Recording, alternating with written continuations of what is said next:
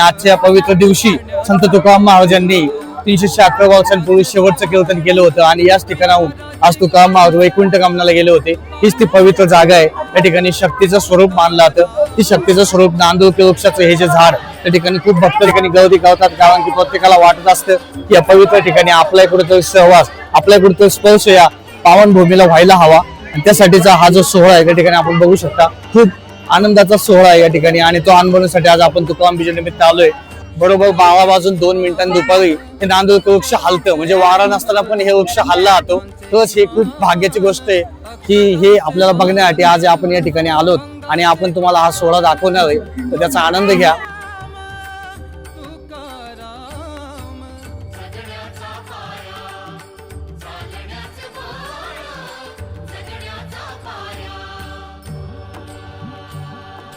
आम्ही जातो आमच्या गावा, आमचा राम राम घ्या।